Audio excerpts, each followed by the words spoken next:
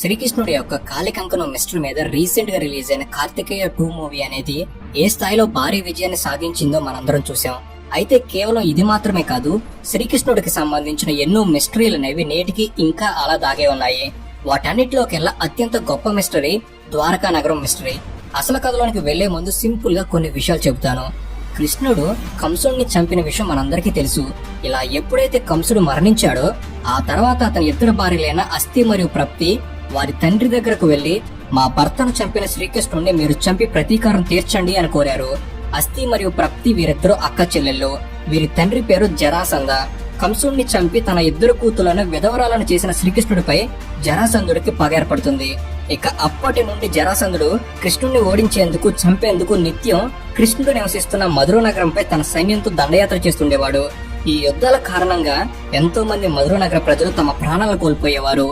ఇది గమనించిన కృష్ణుడు అన్నిటికంటే మొదటిగా తన మధుర నగర ప్రజలను కాపాడాలి, ఆ తర్వాత జరాసంధుడి సంగతి తేల్చాలి అని నిర్ణయించుకున్నాడు. ఇందుకోసం అతని నుండి ప్రజల్ని రక్షించేందుకు ఒక కొత్త నగరాన్ని సముద్రానికి మధ్యలో కట్టాలని, అక్కడికి ఈ ప్రజలను తరలించాలని భావించి సముద్రుణ్ణి కాస్త భూమి ఇవ్వమని శ్రీకృష్ణుడు ఆదేశించాడు. దాంతో సముద్రుడు వెనువెంటనే వెనక్కి జరిగి 12 యోజనాల భూభాగాన్ని శ్రీకృష్ణుడి కోసం ఇచ్చాడు. ఆ భూభాగంలో కట్టిన నగరమే ఈ ద్వారకా నగరం. ఈ ద్వారకా నగరం చాలా పెద్ద మహానగరం. ఇందులో లక్షల సంఖ్యలో రాజభవనాలు ఉండేవట. అలాగే ఈ నగరంలో చాలా వాటిని వజ్రాలు, క్రిస్టల్స్, ముత్యాలు, బంగారం వంటి అపురూపమైన రత్నాలతో నిర్మించారు. ఈ ద్వారకాని స్వయంగా శ్రీకృష్ణుడే పాలించాడు. ఇక ఇప్పుడు మన టాపిక్ లోనికి వద్దాం. ఎంతో అద్భుతంగా నిర్మించిన ఈ ద్వారకా నగరానికి తర్వాత ఏమైంది? ఎందుకని సముద్రంలో మునిగిపోయింది? ద్వారకాను నాశనం చేసింది ఎవరు? ఎందుకని చేశారు? అసలు ఆ రోజు ఏం జరిగింది? ఇప్పటికీ ద్వారకా నగరం అనేది సముద్ర అడుగు భాగాన నిజంగా ఉందా? అలాగే శ్రీకృష్ణుడు ఎలా మరణించారు? ఇలాంటి మరెన్నో ప్రశ్నలన్నిటికీ కూడా సమాధానాలని ఈ వీడియోలో మీకు క్లియర్ గా అర్థమయ్యే రీతిలో తెలియజేస్తాను. సో ఎండ్ వరకు మిస్ అవ్వకండి. ఇలాంటి మరెన్నో ఇన్ఫర్మేటివ్ వీడియోస్ ని మీకు తెచ్చేందుకు మీ సపోర్ట్ జస్ట్ లైక్ చేయండి చాలు. సో ఇంక లేట్ చేయకుండా let's get into the video. Dwarka నగరం ఎందుకు మునిగిపోయింది, ఎలా మునిగిపోయింది అనే విషయాలు తెలపడానికి ముందు అసలు అప్పట్లో ద్వారకా నగరం ఎంత అద్భుతంగా ఉండేదో మొదటిగా చూద్దాం. ద్వారకా నగర నిర్మాణంలో ఎటువంటి లోపాలు లేకుండా నగరాన్ని 6 విభాగాలుగా విభజిస్తూ నిర్మించారు. ఈ నగరంలో వెడల్పైన రాజు మార్గాలు, వాణిజ్య కూడళ్లు, సంతలు, గురుకులాలు, రాజభవనాలు, పొడవైన రహదారులు, నివాస ప్రదేశాలు, వ్యాపార సముదాయాలు, ఉద్యానవనాలు, కోటలు, ఇలా తన ప్రజలకు కావలసిన ప్రతి ఒక్కదాన్ని ఉండేలా ద్వారకా నగరాన్ని అద్భుతంగా నిర్మించారు. అప్పట్లోనే ఎంతో అధునాతన శాస్త్ర సాంకేతికను ఈ నగర నిర్మాణంలో ఉపయోగించారు. ఇక ఈ నగరంలో అప్పట్లో 10 లక్షల మంది జనాభా ఉండేవారు. ఇక ఈ ద్వారకా నగరంలోని రాజులు వారి ప్రజలతో సమావేశం జరిపేందుకు సుధర్మ సభ ఉండేది. ఈ ద్వారకా నగరంలో అందమైన కట్టడాలే కాకుండా ప్రకృతి కూడా ఎంతో అందంగా ఉండటంతో ఆ రోజుల్లో ద్వారకాను భూలోక స్వర్గంగా పిలిచేవారు. సముద్రం ఒడిలో ద్వారక ఒక అందమైన సాగర తీర నగరంగా చెప్పుకునేవారు. ఇక ద్వారకాలో తన ప్రజలు సంతోషంగా నివసిస్తున్నప్పుడే జరాసంధుని నుంచి మరోసారి ఎటువంటి ఆపద ద్వారకా వరకు రాకూడదని శ్రీకృష్ణుడు భీమునిచ్చే జరాసంధుడిని అంతం చేయించేశాడు. అయినా కూడా శత్రు పరంపర అనేది శ్రీకృష్ణుడి వెంటాడడం మాత్రం ఆగలేదు. ఆ తర్వాత శ్రీకృష్ణుడి మేనత్త కొడుకైన శిశుపాలుడు శ్రీకృష్ణుడి మీద పగతో ద్వారకాపై దండెత్తాడు. దాంతో అతన్ని శ్రీకృష్ణుడు సంహరించాడు. ఆ తర్వాత శిశుపాలుడి సోదరుడు సాల్వుడు ద్వారకాను నాశనం చేసేందుకు శ్రీకృష్ణుడిని చంపేందుకు ప్రయత్నించాడు. కానీ శ్రీకృష్ణుడు సాల్వుడిని ఓడించి సంహరించేశాడు. ఇక ఎట్టకేలకు ద్వారకాకు శత్రుపేడ పోయింది. హమ్మయ్య అని శ్రీకృష్ణుడు అనుకునే లోపే ఈసారి ఒకరి శాపం అనేది ద్వారకాను చుట్టుముట్టింది. ఆ శాపం మరెవరిదో కాదు, 100 కౌరవుల తల్లి అయిన గాంధారీది.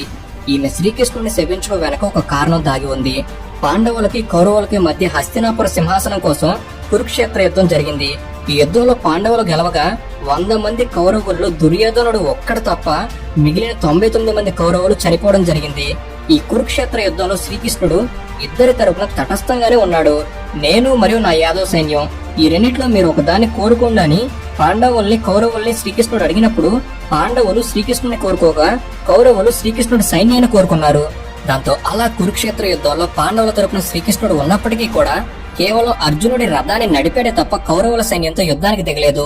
కానీ ఏది ఏమైనప్పటికీ 18 రోజుల భీకర పోరాటం తర్వాత పాండవులే ఈ యుద్ధంలో గెలవడం జరిగింది. ఈ యుద్ధంలో కౌరవులు ఓడిపోగా యుద్ధం ముగిసేసరికి 100 మంది కౌరవుల్లో దుర్యోధనుడు ఒక్కడ తప్ప మిగిలిన 99 మంది కౌరవులు ప్రాణాలను కోల్పోయారు. దాంతో యుద్ధం పూర్తయిపోయిన తర్వాత 100 మందిలో తన 99 మంది బిడ్డల్ని కోల్పోయిన కౌరవుల తల్లి గాంధారి చాలా దుఃఖంలో మునిగిపోయి ఉంటుందని గ్రహించి ఆమెను పరామర్శించడం కొరకు శ్రీకృష్ణుడు గాంధారి దగ్గరకు వెళ్లాడు. అలా కృష్ణుడు గాంధారి దగ్గరకు వెళ్ళగా ఆమె కోపంతో రగిలిపోతూ శ్రీకృష్ణుడిని ఇలా ప్రశ్నిస్తుంది. నీకు నా బిడ్డల ప్రాణాలని కాపాడాలని ఏ మాత్రం అనిపించి ఉన్నా ఈ కురుక్షేత్ర యుద్ధాన్ని మధ్యలోనే క్షణంలో ఆపగలిగేవాడివి, కానీ నీవు అలా ఎందుకు చేయలేదు అని ప్రశ్నిస్తుంది. అందుకు కృష్ణుడు, మాతా గాంధారి, నీ భర్త అయినటువంటి ధృతరాష్ట్రుడు పూర్వజన్మలో ఒక హంస మరియు దానికి పుట్టిన 100 పిల్లల విషయంలో పెద్ద తప్పు చేశాడు. ఆ తప్పు యొక్క కర్మ ఫలితమే ఈ జన్మలో తన కంటి చూపును కోల్పోయాడు. అదే విధంగా తన 100 మంది బిడ్డలను పోగొట్టుకున్నాడు. ఇది ఆయన కర్మ ఫలితం. కర్మ నుండి ఎవరిని ఎప్పుడు తప్పించలేము అని శ్రీకృష్ణుడు సమాధానమిచ్చాడు. అందుకు మరింత ఆగ్రహానికి గురైన గాంధారీదేవి ఇలా బదులిచ్చింది. నా భర్త అంటే తప్పు చేశారు, ఇది ఆయన కర్మ, మరి ఏ పాపమో ఎరుగని నాకెందుకు ఇంత పెద్ద శిక్ష వేశారు అంటూ నీవు కూడా నాలాగే నీ కనుల ముందరే నీ పిల్లల్ని అనగా యాదవుల్ని, ద్వారకా ప్రజల్ని కోల్పోయే పరిస్థితి వస్తుంది. నీ యాదవ జాతి మొత్తం నీతోటే అంతమై పోవాలి అంటూ గాంధారి శ్రీకృష్ణుని శపించింది. గాంధారి దుష్టులకు తల్లి కావచ్చు, కానీ ఆమె మహాసాధ్వీయమని, ఆమె శాపం నెరవేరి తీరుతుందని కృష్ణుడికి తెలుసు. దాంతో కురుక్షేత్ర యుద్ధం ముగిసిన 3 దశాబ్దాల తర్వాత గాంధారి శాపం పనిచేయడం మొదలుపెట్టింది. ద్వారకా నగరం పతనానికి గాంధారి శాపం ఆయుధంగా మారింది. ఇది కాక మరో శాపం ద్వారకాకు వెంటాడిందని మనకు భారతం ద్వారా తెలుస్తుంది. నారదుడు, కన్వుడు, విశ్వామిత్రుడు ఇంకా కొంతమంది ఋషులు ఒకసారి కృష్ణుడిని చూడడానికి ద్వారకాకు వచ్చారు. ఆ సమయంలో ఆ మహర్షుల్ని యాదవులు ఆట పట్టించారు. ఒక మగవాడికి ఆడవేషం వేసి తీసుకొచ్చి ఈమెకు కూతురు పుడుతుందా, కొడుకు పుడతాడా అని హేళనగా వారు అడిగారు. అందుకు ఆ మునులంతా చాలా ఆవేశానికి గురయ్యారు. వీడికి ముసలం పుడుతుంది అని కోపంగా చెప్పి కృష్ణుని కలవకుండానే వారంతా వెనతిరిగి వెళ్లిపోయారు. ఇలా గతంలో జరిగిన చర్యల ప్రతిచర్యల కారణంగా కృష్ణుణ్ణి, యాదవ కులాన్ని వారు నిర్మించుకున్న ద్వారకా నగరాన్ని ఈ శాపాలన్నీ వెంటాడుతూ వచ్చాయి.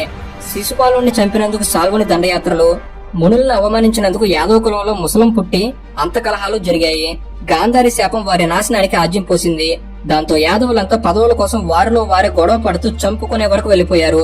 మెల్లగా ద్వారకాలో మారణకాండ మొదలైంది. కళ్ళ ముందే జరుగుతున్న ఈ విపరీతాలను చూస్తూ కూడా కృష్ణుడు ఏమీ చేయలేకపోయాడు. పగలు, పంతాలు, శాపాలు, పాపాలు, కోపాలు అన్ని ఏకకాలంలో ద్వారకపై ఆవహించుకున్నాయి. ఇవి చాలవన్నట్టు సముద్రుడు ద్వారకాను ముంచివేస్తున్నట్లు ఆకాశవాణి ద్వారా హెచ్చరికలు వినిపించాయి. తన కళ్ళ ముందే యాదవులు తన్నుకొని చంపుకోవడం చూసి తట్టుకోలేకపోయాడు కృష్ణుడు. దాంతో చివరికి అర్జునుడిని ద్వారకాకు పిలిపించి యాదవుల బరువు బాధ్యతలు అర్జునుడికి అప్పగించి తాను ఇక అడవులకు వెళ్లిపోయాడు. ఇలా కృష్ణుడు అడవిలో ఒకరోజు ఏకాంతంగా చెట్టుపై కూర్చొని ఉండగా పొరపాటున ఒక వేటగాడి బాణం వచ్చి శ్రీకృష్ణుడికి తగులుతుంది. దాంతో శ్రీకృష్ణుడు తన తనువును చాలించాడు, అనగా మరణించారు అని అర్థం. నిజానికి ఇలా శ్రీకృష్ణుడి మరణం అనేది లోక కళ్యాణం కోసమే. ఇది కృష్ణుడి అవతారానికి ఒక ముగింపు. ఇక ఆ తర్వాత అర్జునుడు కృష్ణునికి అంత్యక్రియలు జరిపి ద్వారకాలో మిగిలిన యాదవ స్త్రీలను, వృద్ధులను, పిల్లలను తీసుకుని తన రాజ్యమైన హస్తినాపురానికి తీసుకుని వెళ్లాడు. ఆ తర్వాత అర్జునుడు చూస్తుండగానే ఆకాశం గర్జించింది. పిడుగులు, తోకచుక్కలు ద్వారకాపై కురిశాయి. సముద్రం ఒక్కసారిగా ఘోషిస్తూ ఉగ్రరూపం దాల్చి ఉప్పెనగా మారిపోయి ద్వారకాను తనలో కలుపుకుంది. ఇలా ఈ విశ్వ విఖ్యాత నగరం సముద్రంలో కలిసిపోయి కనుమరుగైపోయింది. ఈ ద్వారకా నగరం సమాచారం అంతా కూడా భారతం, భాగవతం వంటి పురాణాల్లో వివిధ సందర్భాల్లో చెప్పబడింది. ఇలా ఈ విధంగా ద్వారకా నగరం అనేది కురుక్షేత్రం జరిగిన 36 సంవత్సరాల తర్వాత సముద్రంలో కలిసిపోవడం జరిగింది. ఇక ఈ ద్వారకా నగరం మునిగిపోయిన సుమారు 2500 సంవత్సరాల తర్వాత కానీ మన తరం వారికి ఇలా అరేబియా సముద్రం పశ్చిమ తీరంలో గోమతి నది అనేది సముద్రంలో కలిసే చోట సముద్రం అడుగున ఒక నగరం ఉంది అనే విషయం కొన్ని అవశేషాలు దొరకడం ద్వారా మొట్టమొదటిగా 1983లో తెలియడం జరిగింది. ఇక దాంతో సముద్రంలో బయటపడిన ఆ నగరమే ద్వారకా నగరం అని చరిత్రకారులు, పరిశోధకులు భావించారు. ఎందుకంటే దీనికి సంబంధించి గుజరాత్ లోని బామ్నగర్ సముద్ర తీరంలో అనేక ఆనవాళ్లు లభించాయి కనుక. అరేబియా సముద్రంలో కనుగొన్న ద్వారక, పురాణాల్లో వినిపించిన ద్వారక ఒకేలాగున్నాయి. హిందువులు పరమ పవిత్రంగా పూజించే ద్వారక సముద్రంలో బయటపడిందని తెలియగానే యావత్తు ప్రపంచంలోని హిందువులు సంతోషంతో పొంగిపోయారు. ద్వారకా నగరంపై పూర్తి స్థాయిలో పరిశోధనలు జరిపి జాతి ఘనకీర్తికి ప్రతీకాలను వెలికి తీయాలని కోరుకున్నారు. ద్వారకా నగరం క్రీస్తు పూర్వం 1443లో సముద్రంలో మునిగిపోయినట్లు చరిత్రకారులు చెబుతున్నారు. అయితే ప్రముఖ ఆర్కియాలజిస్ట్ డాక్టర్ ఎస్ఆర్ రావు ఆధ్వర్యంలో జరిగిన పరిశోధనల ప్రకారం ద్వారకా నగరం క్రీస్తు పూర్వం 3050 ఏళ్ల క్రిందటదని నిర్ధారించారు. గుజరాత్ తీరం నుంచి 20 కిలోమీటర్ల దూరంలో సముద్ర గర్భంలో 40 మీటర్ల లోతులో సుమారు 9 చదరపు కిలోమీటర్ల వైశాల్యంలో ఈ నగరం విస్తరించి ఉన్నట్లుగా పరిశోధకులు చెప్పారు. పరిశోధనల్లో బయటపడిన నిర్మాణాలకు సంబంధించిన రాతి కట్టడాల ఫోటోలను ప్రపంచానికి చూపించారు. అలాగే 2001 నుంచి 2004 వరకు జరిగిన పరిశోధనల్లో మరెన్నో ఆసక్తికరమైన ద్వారకా నగర అవశేషాలు, ఆనవాళ్లు, నమ్మశక్యం కాని ఆధారాలు దొరికాయి. డాక్టర్ ఎస్ఆర్ రావు బృందం 2001 నుంచి 2004 వరకు అనగా 3 ఏళ్ల పాటు ద్వారకా నగరంపై పరిశోధనలు చేశారు. 2001లో సముద్ర జలాల్లో మునిగి ఉన్న కొన్ని కళాఖండాలను వీరు వెలుగులోకి తెచ్చారు. అలా లభించిన కళాఖండాల్లోని భాగాలను యూకేలోని ఆక్స్ఫర్డ్, జర్మనీలోని హానోవర్, అలాగే పలు భారతీయ విద్యా సంస్థలకు కాల నిర్ణయ పరిశోధన నిమిత్తం పంపారు.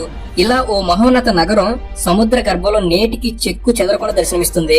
భారత జాతి ఉన్నతిని లోకానికి చూపుతుంది.